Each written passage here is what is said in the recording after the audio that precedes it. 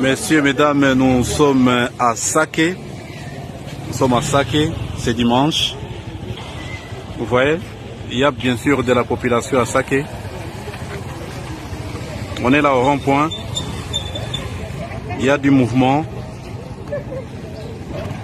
C'est vrai, tout le monde n'est pas encore là, mais tel que vous pouvez le voir, il y a bien sûr des gens. Et comme vous le voyez, en tout cas la vie est en train de reprendre peu à peu. On peut m'observer certains déplacés qui sont en train de retourner. Vous le voyez avec moi ici. Voilà. Alors depuis le matin, il n'y a pas de crépitement de balles. Pas de crépitement. Le ministre de la Défense vient même de quitter ici à Saké pour venir s'acquérir de la situation. Voyez-vous. Donc les armes se sont tues et on espère que la situation va évoluer toujours dans ce sens. Les affrontements étaient en train de se passer un peu loin. Si vous pouvez l'observer, c'est sur ces antennes qui sont un peu loin. Et voilà. C'est que la vie reprend, demain il y aura d'autres, après demain il y aura d'autres, si la situation demeurait ainsi. Et on l'espère bien puisque les autorités sont en train de s'y impliquer. Voilà messieurs, mesdames, et tout se passe bien. Et ça qui respire.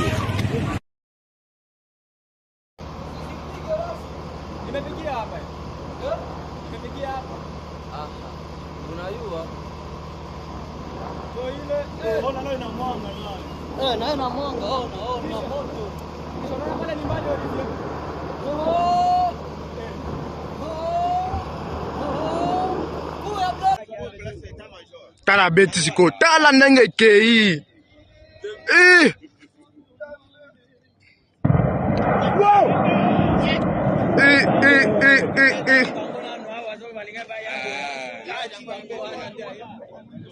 Donc à mon avis, on va zoya déjà. Ouais, les sous-sous. Pas comme parler. Avec mes 600. Voilà, c'est quoi, c'est moral. Pourquoi c'est qui? D'accord, on va sur les autres.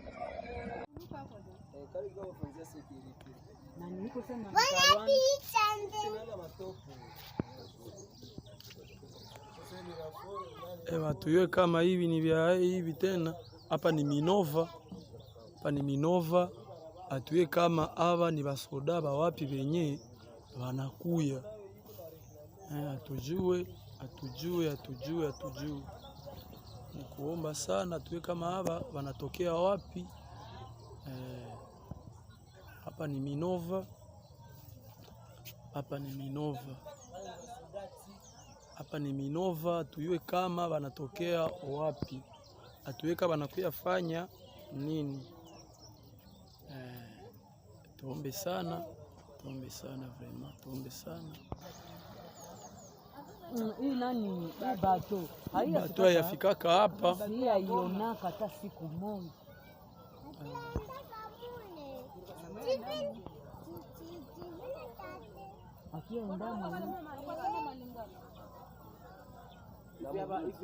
Donc atuyo kama ni biae.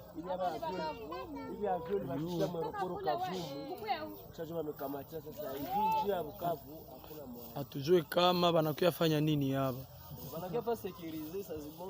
Samwa njo bale ba Burundi hapa bako wanatukuia na huku. Atuyue. Wala bale wenyewe walisema sasa batakuya tusaidia. Hii ni msaada. Mais bana susi hapa sasa mwenye hapa.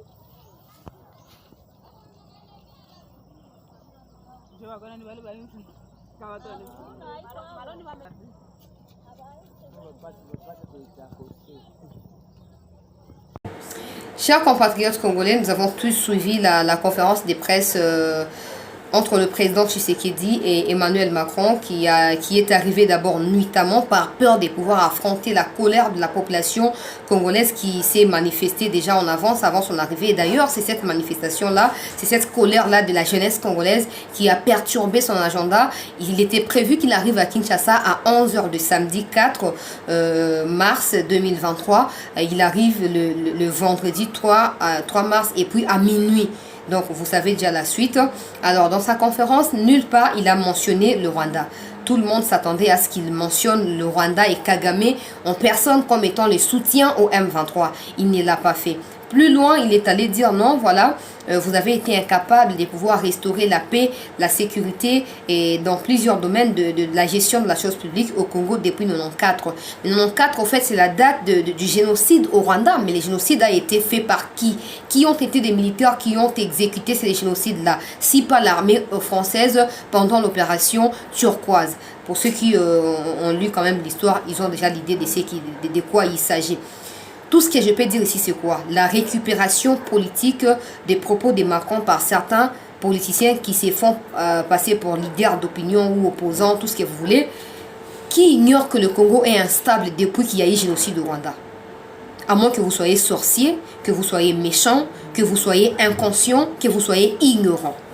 Mais si vous prétendez être dans l'actualité politique au pays, si vous prétendez vouloir diriger notre pays, vous êtes censé être au courant du fait que le Congo a été déstabilisé depuis les génocides au Rwanda.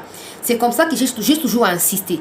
Les plans de l'instabilité au Congo ou la situation sécuritaire, ce n'est pas un problème d'un président, non. Tous ceux qui viendront, s'ils ne matcheront pas avec l'Occident, ils seront butés au même problème. Parce que le plan est occidental et le Rwanda a été choisi pour exécuter ces plans-là. C'est comme ça que les Occidentaux mobilisent suffisamment de moyens au profit de l'armée rwandaise. Réveillons-nous. Que Macron le dise, qu'il ne le dise pas, nous sommes conscients que nous sommes les seuls à vouloir le bien et les biens appropriés pour notre pays. Que personne ne vous mente, que personne ne vous dise le contraire. Lèvons-nous.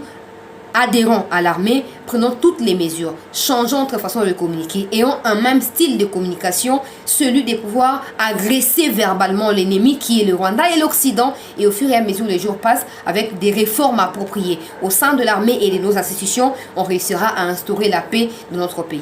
Un député Noangachouchou, tout ce que vous voulez, Rwanda ou Congolais, quelque chose comme ça, il est dans les trucs des Tutsi au Congo.